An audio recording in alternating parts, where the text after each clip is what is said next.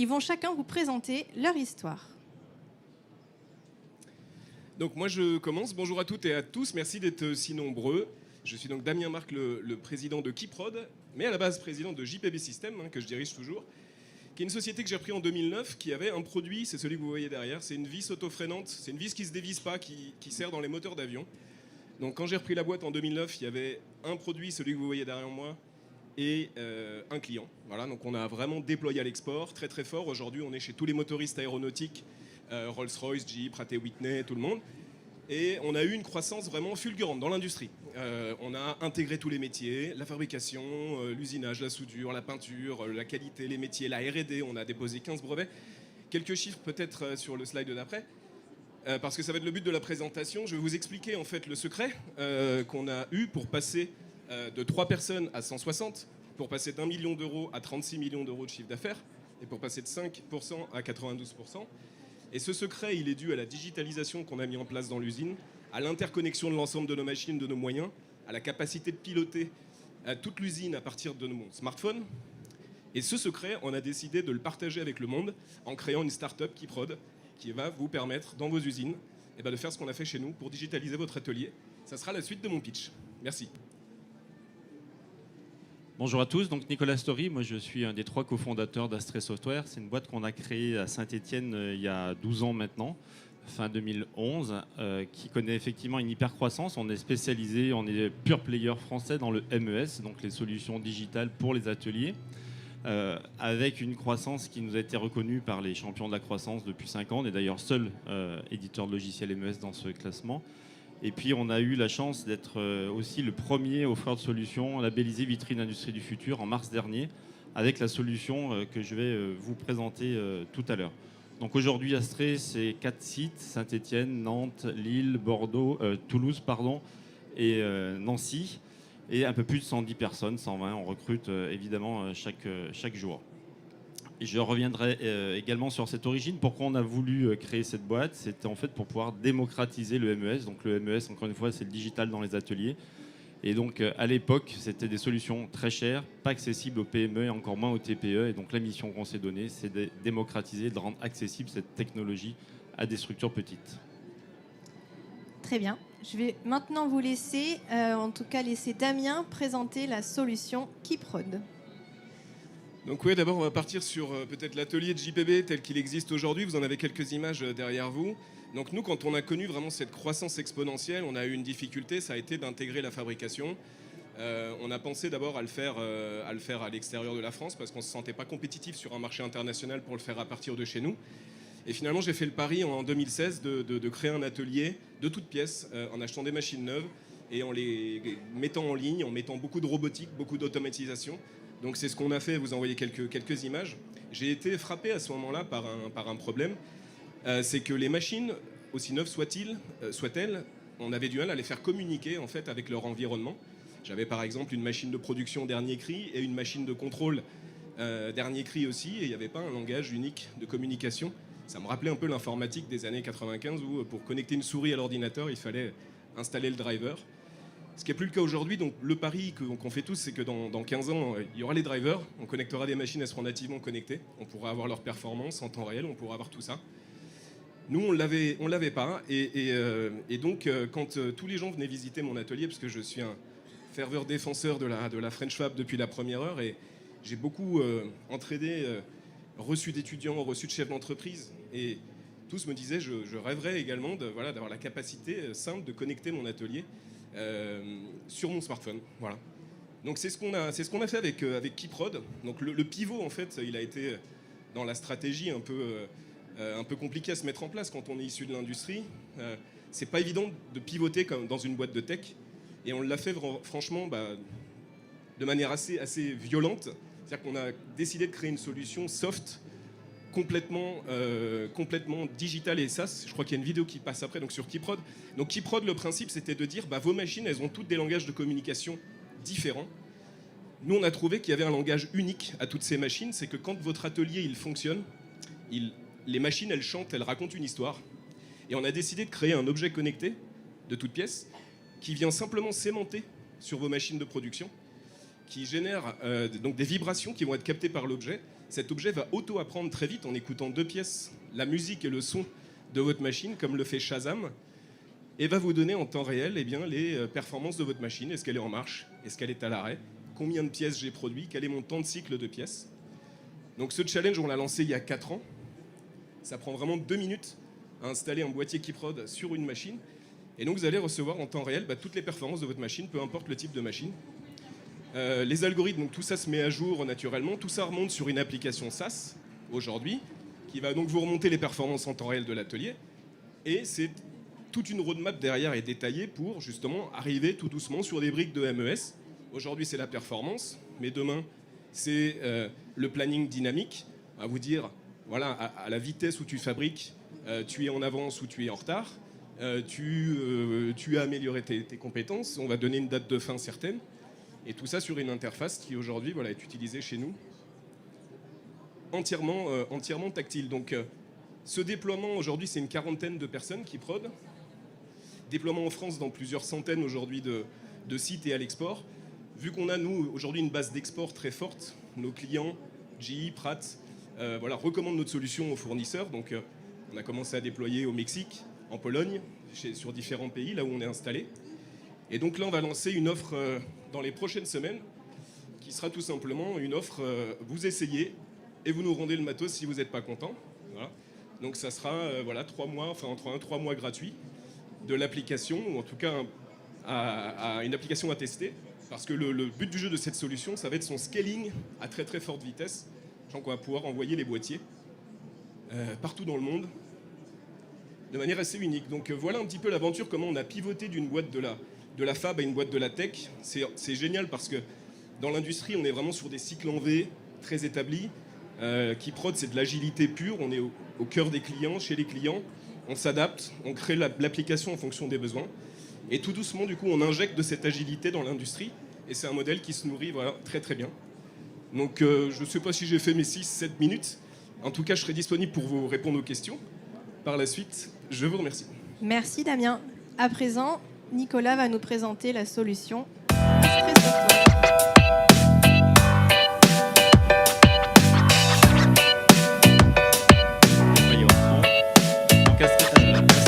Première étape, je choisis mon abonnement en fonction du niveau de service que je souhaite.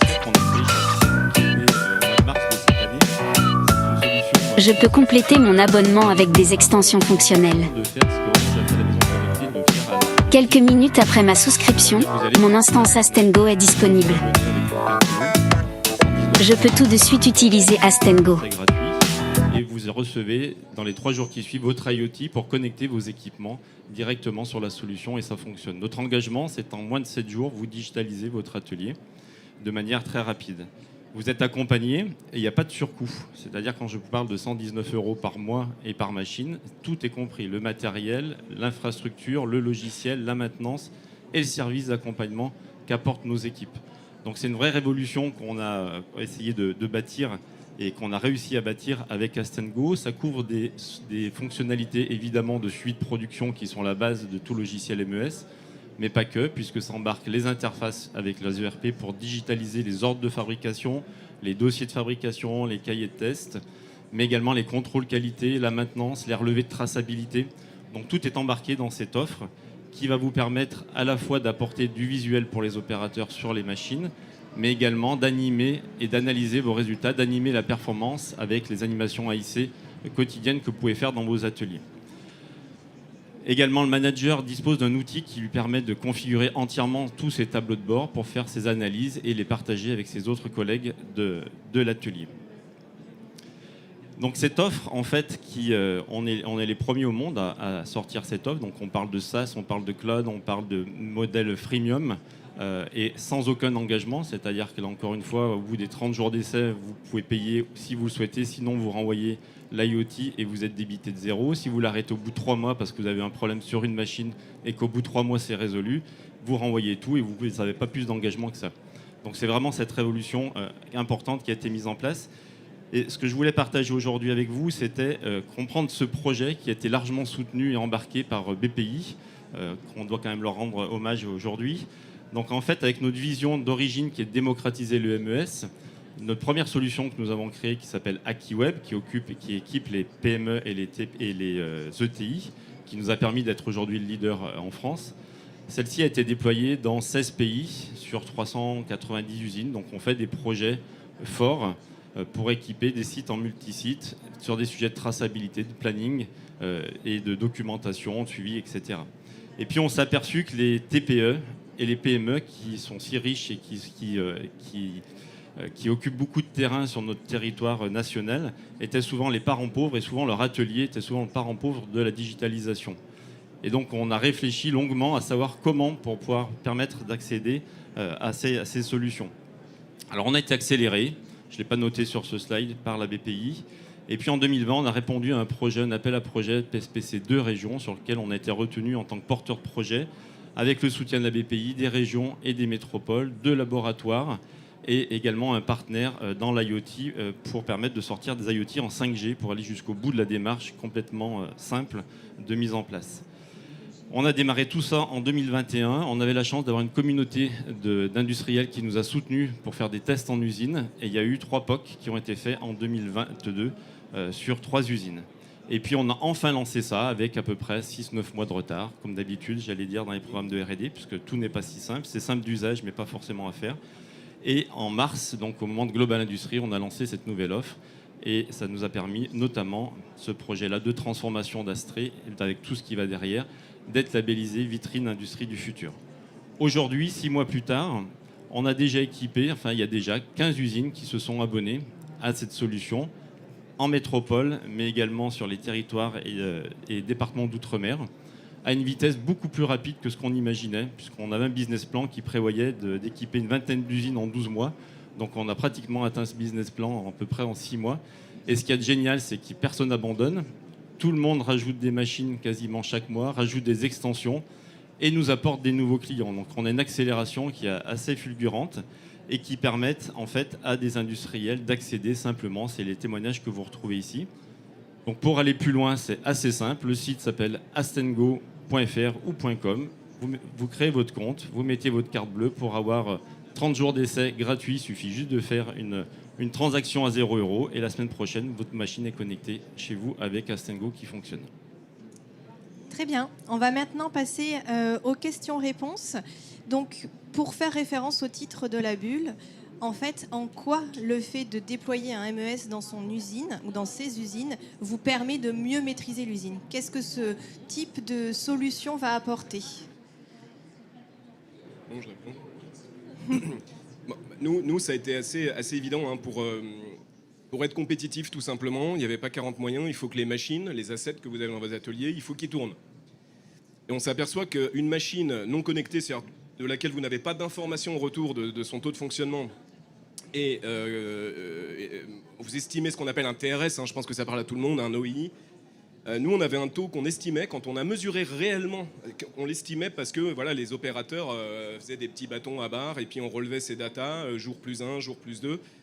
Et on avait ces infos. Quand on a mesuré réellement, déjà on a pris une claque parce qu'en fait on était en dessous de ce qu'on pensait dans la réalité. Et puis surtout, on peut commencer à bosser. Quand on mesure, on voit les vraies causes d'arrêt.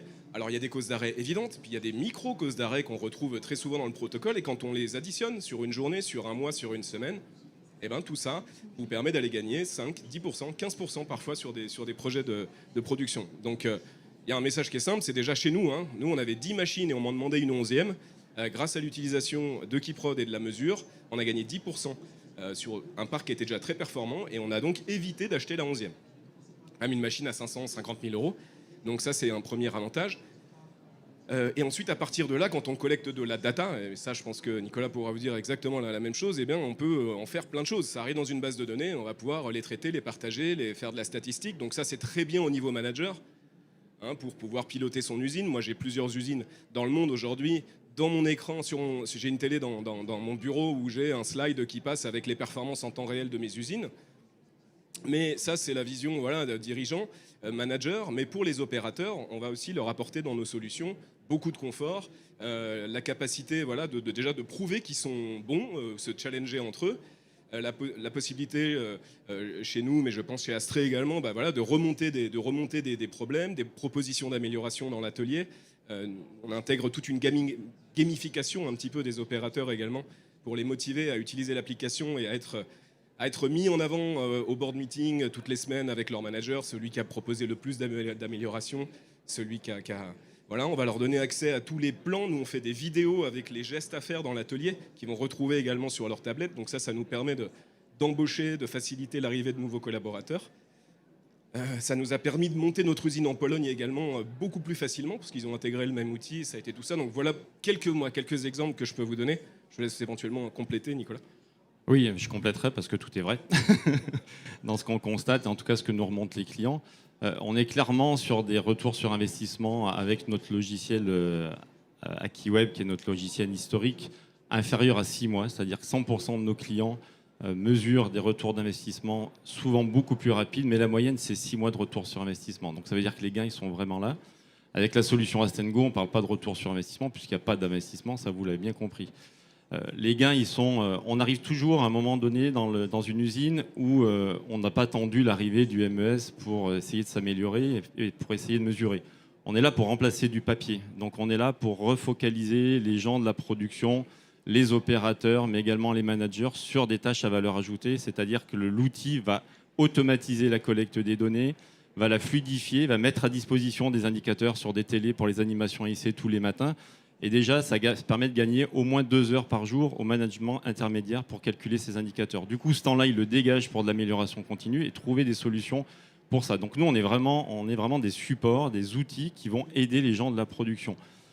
L'autre élément clé, Damien a parlé du TRS. Dans le TRS, il y a aussi la notion de taux qualité, puisque la performance de la machine ne fait pas tout. Il y a aussi la qualité des produits qui sortent. Le MES, il va aider en plusieurs niveaux, puisqu'il va mettre à disposition des opérateurs en temps réel la bonne documentation, la bonne version. Donc ça veut dire que ça évitera des erreurs, soit sur des modes opératoires, soit sur des plans. Il va permettre également d'avoir sous contrôle, avec des contrôles qualité qui seront déclenchés automatiquement, et on va alerter les opérateurs sur j'ai un contrôle parce que j'ai fait 5 pièces ou parce qu'il y a eu un arrêt machine précédemment, il faut quand même que tu vérifies, ou on est en début d'équipe, ou il y a un changement de matière, enfin en fonction d'un contexte particulier. On va déclencher des demandes de contrôle qualité auprès des opérateurs et c'est ce qui va permettre de maintenir une production sous contrôle et éviter de faire des rebuts. Donc si on ne fait pas de rebuts, on gagne du temps machine, de la ressource. C'est pas à vous que je vais apprendre tout ça. Et donc de la compétitivité. On a également toutes les notions de traçabilité, puis sur Damien est concerné, j'imagine, dans son industrie par la traçabilité, mais nous on travaille aussi beaucoup dans l'agroalimentaire ou dans la pharmacie. Là, les enjeux sont vraiment énormes en termes de sécurité alimentaire. Et donc, ça facilite énormément, notamment les audits de traçabilité. Alors, on a un client qui est un client français très connu dans la salade et les crudités, qui a eu un auditeur qui est venu un jour avec une barquette de carottes râpées. Il lui a dit sortez-moi la traçabilité de ce produit. Et donc, avec AkiWeb et avec le MES, en 1 heure, l'audit était bouclé avec toutes les informations de traçabilité qu'avait le système. Ou ça aurait pris plusieurs jours sans l'informatique précédemment. Très bien. Donc, vous l'avez compris, le MES est un outil au service de l'amélioration continue. Il vient faciliter, il vient lever les freins en permettant de gagner du temps sur toute la collecte, l'analyse, la synthèse des données et en libérant des temps pour les managers et en motivant les opérateurs. Est-ce que vous avez des questions ? Oui, bonjour. Je viens du monde de l'automobile où nous, dans nos process globaux, tout est automatisé avec une notion de qualité totale, d'agilité, etc. Mais ce qui est intéressant, c'est que vous automatisez des PME et que là, il doit y avoir beaucoup de sous-traitants de type sous-traitants pour l'automobile, mais ça doit être vrai dans beaucoup d'autres industries. Est-ce que vous vous êtes déjà connecté avec des gros systèmes ou avec les systèmes des grands donneurs d'ordre pour qu'on puisse avoir une traçabilité de bout en bout? C'est très important, et une vision de votre capacité de production, de la vision en temps réel, de la production, etc. Aujourd'hui, c'est très important pour les fabricants d'automobiles. Ouais, là, vous parlez pour le donneur d'ordre, entre guillemets, d'avoir la vision en temps réel de ce qui se passe. De récupérer les informations venant de chez vous. Est-ce que vous êtes déjà connecté à ce type de système ? Je vais prendre Siemens, Dassault Systèmes, tout ce en fait, il faut savoir que nos outils, alors en tout cas le nôtre, et j'imagine que c'est tout à fait pareil pour Astray, sont construits autour d'API, en fait, ce qu'on appelle des API qui vont être capables d'être des véritables lieux de convergence en fait, et se connecter à de multiples systèmes. Moi, dans ma boîte, quand je l'ai repris, on ouvrait à peu près 3 ou 4 ou 5 logiciels, sans parler des feuilles Excel, pour faire le boulot de la journée. Aujourd'hui, grâce à une solution comme celle qu'on vous présente, et comme celle que je représente aujourd'hui, qui est Keyprod, on va pouvoir converger en fait tout ça dans une seule application. Moi, aujourd'hui, mes opérateurs n'ouvrent plus que Keyprod pour travailler au quotidien. Donc ça, c'est un premier usage. Mais une fois qu'on sait faire ça, on sait aussi se connecter avec les systèmes des clients. Et on sait aussi, pour certains clients qui le voudraient et des fournisseurs qui l'acceptent, donner en temps réel l'avancement de la production d'une commande d'un client de manière, sans donner le détail des temps de cycle, etc. Mais dire on est à 50% d'avancement, 70%, au même titre qu'aujourd'hui, quand vous commandez sur Amazon, vous suivez votre camion et vous savez exactement quand il arrive chez vous. Ça, c'est tout à fait le type de service qu'on peut proposer aujourd'hui. Mais est-ce que vous l'avez déjà fait? On en discute. En fait, c'est nos clients qui sont presque pas assez matures aujourd'hui sur ce point. Mais en tout cas, les solutions, vous savez, c'est de la data. Hein. Une fois qu'elle est là, elle est tout à fait partageable. Surtout avec des solutions basées dans le cloud, en fait. Je compléterai, effectivement, la techno permet de le faire, mais les clients ne souhaitent pas le faire. Donc voilà, ça dépend des secteurs. L'automobile est très avancé, je pense. L'automobile est très avancé. S'ils ne font pas ça, ils perdent le client. Non, je ne partage pas votre avis. On a des gros clients des rangs 1 qui sont dans l'automobile. Pour l'Easy, par exemple, pour ne pas les citer, ils ne font pas ce genre de choses. Donc, c'est pas... Si vous faites de la mais c'est leur choix. La gestion temps réel. Moi, je ne le discute pas, c'est leur choix. Temps réel et de l'approvisionnement juste à temps, vous êtes bien obligé. La plupart du temps, ils le font par d'autres manières, déjà... mais ils n'ouvrent pas les clés de leur atelier de cette manière-là. Enfin, ok. Voilà. Mais voilà. Peut-être la techno pourrait le faire, mais...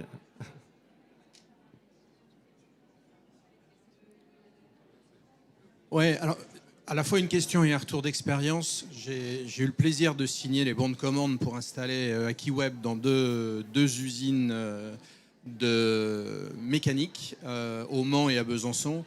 Ce sur quoi moi je voulais insister sur le déploiement de ce type d'outil, c'est que, comme dit le dicton, un idiot avec un bon outil restera toujours un idiot. Et je voulais vous entendre sur la nécessaire conduite du changement dans des environnements industriels, parce qu'avec tout le respect que j'ai pour les collaborateurs et les ouvriers qui travaillent dans nos usines, ils ne sont pas ingénieurs informaticiens, sinon ils ne seraient pas ouvriers dans nos usines. Et il y a cette dimension, et je voulais vous entendre un petit peu sur la façon dont vous la prenez en compte dans la façon dont vous pensez vos outils. Je vois qui vous êtes. Donc effectivement, nous, ce qu'on essaye de prendre en compte, c'est évidemment de travailler sur la simplicité de l'IHM. Ce n'est pas pour rien qu'aujourd'hui, nos solutions sont reconnues comme les plus simples et les plus intuitives du marché. C'est toujours perfectionnable, bien sûr, mais il faut aussi avoir en tête, et là vous avez raison, je n'utiliserai pas le même terme que vous, mais l'outil, ce n'est qu'un support d'aide aux opérationnels. Donc il y a le change management qui doit être mis en place, ça c'est bien évident. C'est beaucoup plus simple d'arriver dans une usine où il y a déjà toutes les procédures papier, où il y a déjà tout un tas de formulaires qui sont mis en place, où là pour les opérateurs et les opératrices, ça facilite leur vie parce que finalement on leur simplifie leurs tâches. L'autre aspect de la solution, des solutions, c'est aussi que souvent nos logiciels sont pris pour moderniser l'usine, pour rendre plus attractif l'atelier par rapport au problème d'attractivité des métiers industriels. Et ça, c'est un élément extrêmement important. On a plein de clients qui le font aussi pour ça. Donc il y a à la fois la compétitivité, mais aussi à la fois le recrutement des personnes. Mais la clé, elle se trouve dans les méthodes de change. Vous avez raison. Donc chez certains clients, on a fait accompagner des consultants qui prennent en charge cette partie-là, parce que c'est évidemment un point qu'il ne faut pas sous-dimensionner. Il ne faut pas non plus sous-dimensionner le côté flicage et la peur du flicage. C'est souvent avant l'arrivée du système que ça se passe. Et une fois que le système est en route, si le manager fait bien son boulot, je dis bien s'il fait bien son boulot, c'est-à-dire comment il va exploiter les datas qui sont à sa disposition, est-ce que je vais taper sur les personnes ou est-ce que je vais essayer d'améliorer mes process, mes machines, etc. Ça se passe plutôt très bien et les opérateurs sont plutôt en demande de digitaliser encore plus. Et même observation, donc sans redite, donc nous on a vraiment mis cette approche produit au cœur de la société. Hein. C'est-à-dire qu'aujourd'hui dans les startups et les licornes et tous les softs qu'on utilise aujourd'hui, il y a des gens qui s'appellent des CPO, des responsables produits qui ne connaissent rien à la technique et à l'industrie, mais qui vont au plus près du terrain, regarder les opérateurs et en fait vont apporter des solutions pour les aider, qui vont tomber sous la main. Sur un autre exemple, moi, on vient de passer sur un nouveau système de compta à l'entreprise là, il y a 2 mois. Je m'en faisais toute une affaire. Les filles qui s'occupent de la compta aujourd'hui, mais elles sont aux anges, elles ont switché sur le logiciel, je ne vais pas citer son nom, mais qui est hyper performant et qui tombe sous le sens parce qu'au cœur, ils ont mis un CPO. Les mecs se sont immergés pendant 6 mois dans des cabinets d'expertise comptable, chez des comptables, et ont juste trouvé des solutions en fait, auxquelles le métier n'aurait pas pensé. Donc nous, c'est ce qu'on fait au quotidien. Et parce que cette phase d'onboarding, effectivement, quand on met la solution, il y a souvent, c'est vrai, les opérateurs qui disent on va me fliquer avec ce truc-là. Et en fait, très vite, nous, on les emmène avec nous. Toute l'application a été conçue pour les embarquer et les mettre en avant et les mettre en valeur. On a un cas très récent là, d'une société qui est arrivée au bout de ces 12 mois en fait, qu'il avait commandé et qui nous dit je ne suis pas sûr de reconduire parce que j'ai fait mes 15% de gains en fait, sur cette première année et je me dis que maintenant, je peux arrêter. Et c'est ces opérateurs qui lui ont dit « Non, nous, on veut garder la solution ». Ils étaient devenus addicts et ça leur permettait aussi de justifier parfois des choses. Ça les aidait au quotidien pour régler leurs machines, pour faire leurs aides. Et là, ça, c'est une sacrée victoire quand on en arrive là. Et c'est hyper important que les solutions soient pensées d'abord pour les opérateurs. Voilà. On a le temps pour une dernière question. C'est gentil. Moi, j'avais une question. Vous avez parlé de détection de vibrations sur des machines mécaniques. Si on parle des process, de la cuisson, des fours ou d'autres process industriels, est-ce que vous avez des solutions ou c'est la même ? Non, on a des solutions. Donc ça, c'est nos solutions pour rentrer en fait dans les entreprises très très vite parce qu'il n'y a pas besoin qu'on soit là. Vous les installez, vous commencez à monitorer. Pareil, sous 3 jours, sans aucune installation invasive sur la machine, sans se connecter à l'automate, sans rien.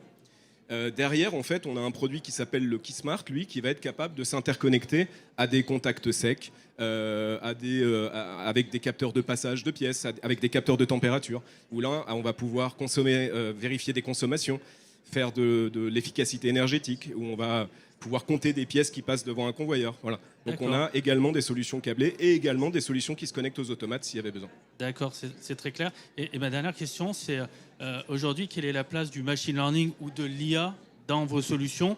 Parce qu'elle a été développée il y a 2-3 ans, j'ai cru comprendre, 2020, donc on n'est pas dans les solutions d'IA générative, mais est-ce que vous avez dans les tuyaux des solutions type chatbot où l'opérateur pourra parler Tout à fait. Alors, dans notre solution, effectivement, il y a une grosse dose d'IA qui est embarquée directement en local, en edge, ce qu'on appelle, et qui tourne sur un gros FPGA, avec du traitement de signal très puissant. C'est plus de 10 000 calculs à la seconde en permanence pour suivre les productions.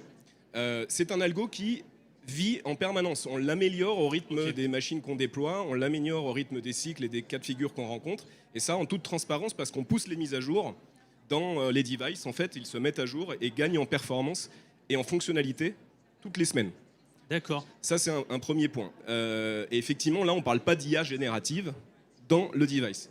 Par contre, l'IA générative, on est déjà en train de l'implanter, effectivement, pour aller conseiller les utilisateurs en fonction de leurs données en temps réel sur des rapports automatisés où une IA va se positionner en tant que conseiller lean, par exemple, et va dire, là, voilà, il y a une dégradation sur 2 semaines observée, ça peut venir souvent de ça, et là, on va pouvoir échanger avec un chatbot, au même titre qu'on va pouvoir se voir proposer, en fait, des améliorations avec des outils qu'on va proposer de mettre en place, des types de management, des types de routines, des rituels à mettre en place dans l'atelier, et ça sera complètement fait par de l'IA générative. C'est génial.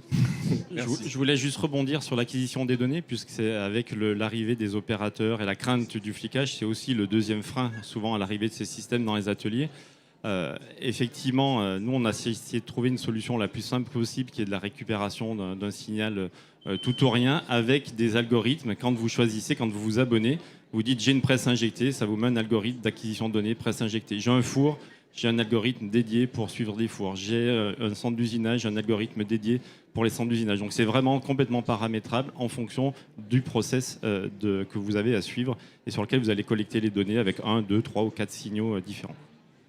Et un dernier point sur la vibration, et je termine, ça va nous permettre également, et on va réaliser cette fonction probablement en bêta là, d'ici 2024, c'est de suivre les dérives sur le process également. Aujourd'hui, on est capable de vous compter les pièces, de vous dire les on et off, mais on suit aussi les dérives. Donc aujourd'hui, on est capable de vous dire, va voir cette machine, il semblerait qu'il y ait un problème.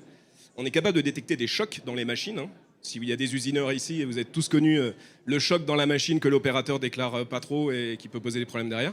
Mais on va pouvoir alerter et on pense que dans quelques mois, en enrichissant ce modèle, on va pouvoir dire ça, c'est le son d'un forêt qui s'use prématurément, va voir, il se passe quelque chose. Voilà. Merci à tous d'avoir assisté. Je vous livre Nicolas et Damien. Si jamais vous avez d'autres questions à leur poser, ils sont là. Merci à vous. Merci.